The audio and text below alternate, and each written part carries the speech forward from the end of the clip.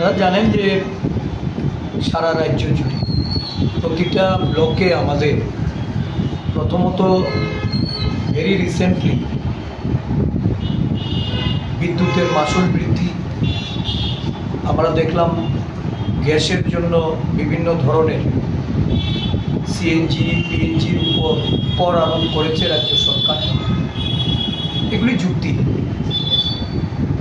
রাজ্য সরকারের বাজেট থাকে করহীন, পুরো এলাকায় বিভিন্ন পুর নিগম সহ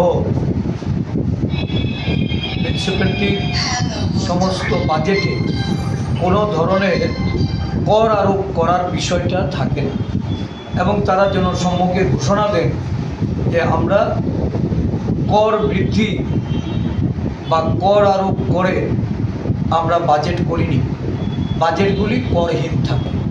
কিন্তু প্রতিটা অর্থ বছর দেখা যায় বিভিন্ন ক্ষেত্রে সম্পদ কর, জল কর, বিদ্যুৎ মাশুল বৃদ্ধি, নানাভাবে পেট্রোল ডিজেল এগুলির মূল্য বৃদ্ধির সাপেক্ষে নানা ধরনের কর সেস তারা জনসাধারণের উপর চাপিয়ে দিচ্ছে।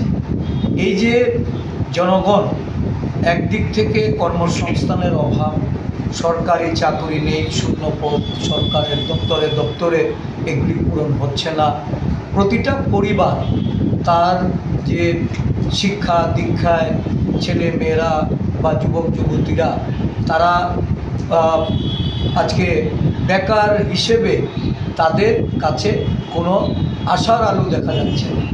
সরকার প্রতিনিয়ত লক্ষ লোকের ইন্টারভিউ নিয়ে তারা বসে আছে।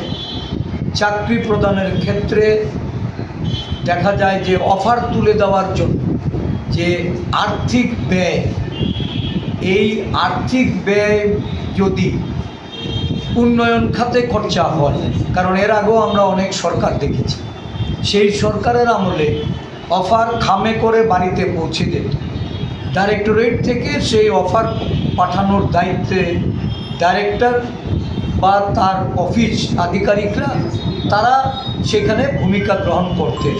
আর এখন এই দায়িত্ব গ্রহণ করে নিচ্ছেন আমাদের রাজ্যের নির্বাচিত মুখ্যমন্ত্রী, কোনো ক্ষেত্রে কিছু কিছু মন্ত্রীদের অংশগ্রহণ আমরা দেখি এবং এই ক্ষেত্রে একটা বিপুল পরিমাণ অর্থ ব্যয় হয়।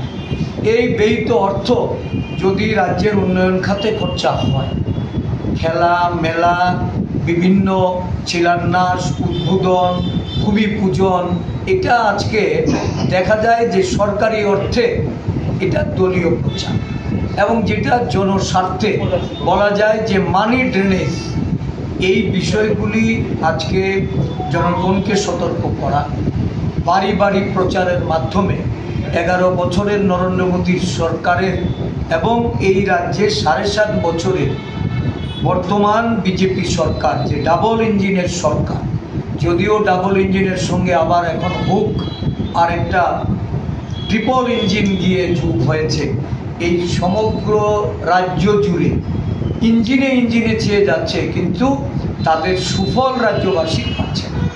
তো মানুষের দ্বার প্রান্তে যাওয়া এটা আমাদের সর্বভারতীয় কর্মসূচি হলেও আমাদের রাজ্যে প্রদেশ কংগ্রেস ব্যাপকভাবে গণসংযোগ তৈরিতে এবং জনগণের কাছে এই যে নাগরিক সমস্যা, জনস্বার্থের বিরুদ্ধে গিয়ে সরকারের যে পদক্ষেপ বা জনগণের প্রতি সরকারের যে দায়বদ্ধতা, এইটা আমরা প্রচারের মাধ্যমে তুলে ধরা, জনমত তৈরি করা এবং সংগঠিত শক্তিরূপে প্রকাশ করা।